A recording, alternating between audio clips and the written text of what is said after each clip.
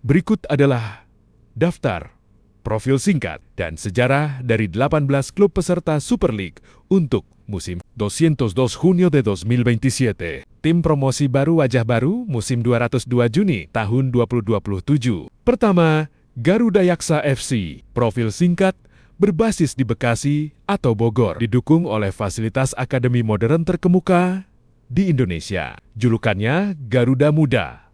Sejarah merupakan klub yang relatif sangat baru dan bertumpu pada pengembangan. Pembinaan usia muda berstandar internasional di bawah asuhan pelatih berpengalaman Widodo Seputro. Mereka secara mengejutkan langsung tampil perkasa dan sukses keluar sebagai juara Liga 2 musim lalu setelah menumbangkan PSS Sleman via adu penalti. Kedua, PSS Sleman, profil singkat, berbasis di Kabupaten Sleman, DI Yogyakarta, bermarkas di Stadion Maguwo Harjo. Julukannya Super Elang Jawa, Super Elja. Sejarah didirikan pada 20 Mei tahun 1976 setelah sempat terdegradasi ke Liga 2, PSS tidak butuh waktu lama untuk bangkit. Didukung oleh supporter fanatiknya, PCS dan Slemania yang terkenal lewat kreativitasnya yang diakui. Hingga tingkat internasional, PSS Sleman kembali promosi dengan status runner-up Liga 2.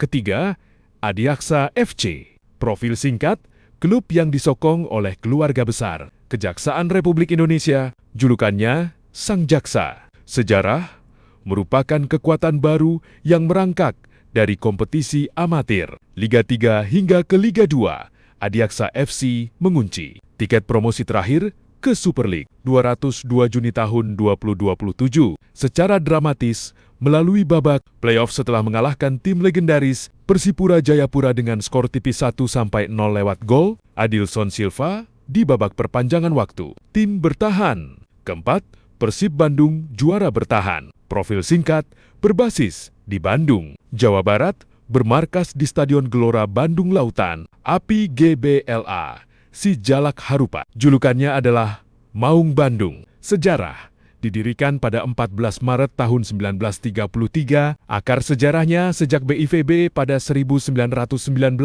Persib adalah salah satu klub perserikatan paling sukses di Indonesia. Menjelang musim 202 Juni tahun 2027, mereka baru saja mengunci gelar juara kasta tertinggi untuk ketiga kalinya secara beruntun di bawah asuhan Bojan Hodak. Kelima, Borneo FC Samarinda. Profil singkat, berbasis di Samarinda, Kalimantan Timur, bermarkas di Stadion Segiri atau Stadion Batakan Sementara. Julukannya Pesut Etam. Sejarah didirikan pada 7 Maret tahun 2014.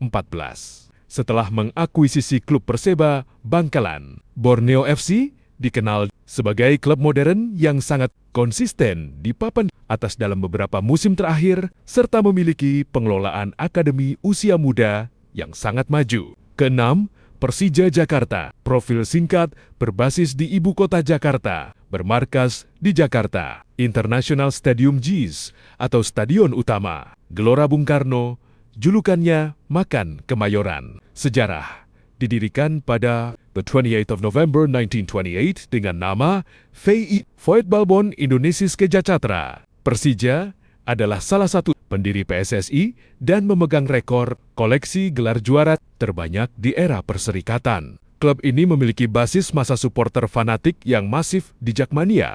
7.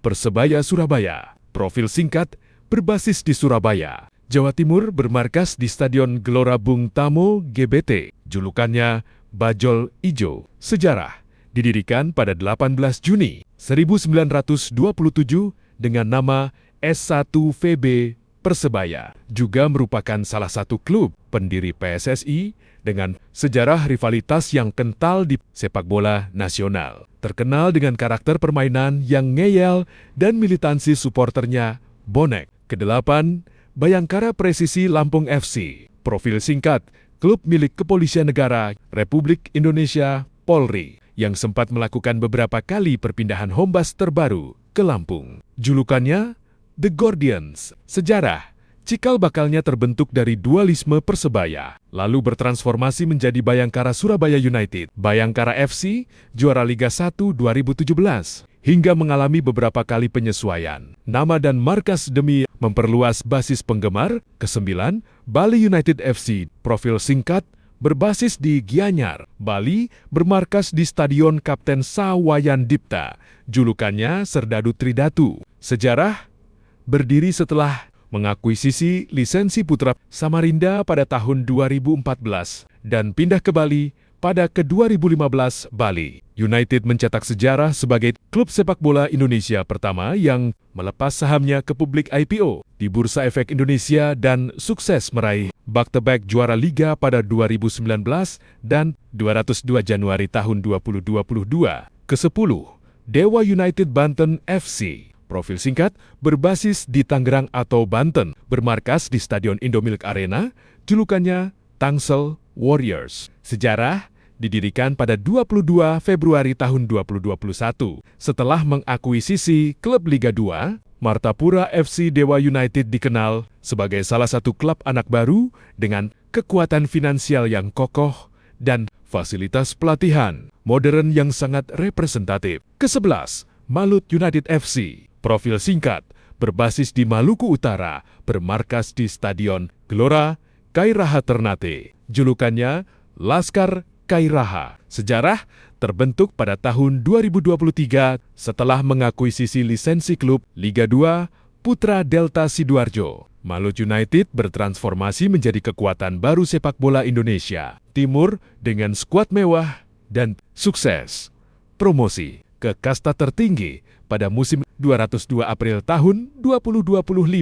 Ke-12, Arema FC. Profil singkat, berbasis di Malang, Jawa Timur, bermarkas di Stadion Kanjuruhan atau menggunakan stadion luar kota pasca renovasi. Julukannya Singo Edan. Sejarah, didirikan pada 11 Agustus tahun 1987 oleh acuan tokoh militer mendiang Acup Zanal. Arema adalah ikon klub Galatama yang sukses, bertahan dan menjelma menjadi raksasa di era modern dengan basis supporter militan bernama Aremania. Ke-13, Persita Tangerang. Profil singkat, berbasis di Kabupaten Tangerang, Banten, bermarkas di Stadion Indomilk Arena, julukannya Pendekar Cisadane. Sejarah, didirikan secara resmi pada 19 April 1953. Meski akarnya sudah ada sejak 1940, Persita merupakan tim tradisional yang kenyang pengalaman naik turun kasta. Namun dalam beberapa musim terakhir,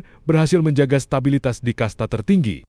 14 Persik Kediri. Profil singkat, berbasis di Kediri, Jawa Timur, bermarkas di Stadion Brawijaya. Julukannya Macan Putih. Sejarah, didirikan pada 16 April tahun 1950, Persik sempat mengguncang sepak bola Indonesia ketika mencetak sejarah back-to-back promosi. Langsung juara divisi utama pada tahun 2003 dan kembali juara pada 2006. Menjadikannya salah satu kekuatan tradisional Jawa Timur yang disegani. Ke-15, PSM Makassar. Profil singkat, berbasis di Makassar, Sulawesi Selatan, bermarkas di Stadion Gelora BJ Habibie Parepare atau Stadion Batakan sementara. Julukannya Pasukan Ramang Juku Eja. Sejarah, didirikan pada 2 November 1915 dengan nama Makassar Voetbal Bond MVB. PSM diakui sebagai salah satu klub tertua di Indonesia dan Asia Tenggara. Mereka memegang sejarah panjang kejayaan